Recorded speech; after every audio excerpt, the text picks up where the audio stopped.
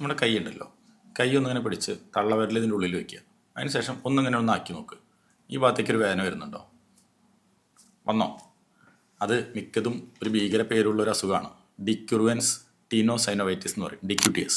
പേരൊക്കെ ഭീകരമാണെന്നേ ഉള്ളൂ, ഒന്നുമില്ല. നമ്മുടെ ഇവിടുത്തെ മസിലിന് വരുന്നൊരു ചെറിയ വലിച്ചൽ, അത്രേ അർത്ഥമുള്ളൂ. ഇതിപ്പോൾ വളരെ കോമൺ ആണ്.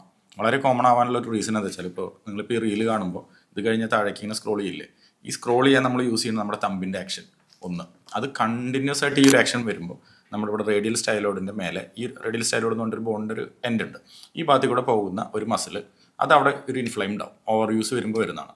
രണ്ടാമത്തത്, നമുക്ക് ഹോർമോണൽ ചേഞ്ചസ് വരുമ്പോൾ, പ്രത്യേകിച്ച് ഈ ഡെലിവറി കഴിഞ്ഞിരിക്കുന്ന അമ്മമാർ കുട്ടികളെ പെട്ടെന്ന് ഹാൻഡിൽ ചെയ്തുകൊണ്ട് വരുന്ന സമയത്ത് ഹോർമോൺസ് കാരണം ഓൾറെഡി വീക്കായിരിക്കും, അതിൻ്റെ കൂടെ ഈ ഒരു മസിലേക്ക് ഒരു ലോഡും കൂടി വരുമ്പോൾ ഓട്ടോമാറ്റിക്കലി അവിടെ വരും.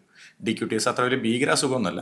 പണ്ട് ഇതിനുള്ള ട്രീറ്റ്മെൻറ്റ് എന്ന് പറഞ്ഞു കഴിഞ്ഞാൽ മെഡിസിൻസ് ഒരാഴ്ച കഴിച്ച് കുറവില്ലെങ്കിൽ നേരെ ഇവിടെ തുറക്കലാണ്. പക്ഷേ ആ തുറക്കുന്നത് ഓവർ ലോങ് ടൈം, അതിൻ്റെ പല സ്റ്റഡീസും പറഞ്ഞിട്ടുള്ളത് റിസൾട്ട്സ് ആർ നോട്ട് ഗുഡ് എന്നാണ്. പലർക്കും അതിൻ്റെ സെക്കൻഡറി വേറെ ചില ബുദ്ധിമുട്ടുകളൊക്കെ പലപ്പോഴും കണ്ടിട്ടുണ്ട്. ഞാൻ കൂടുതലേക്ക് പോകുന്നില്ല.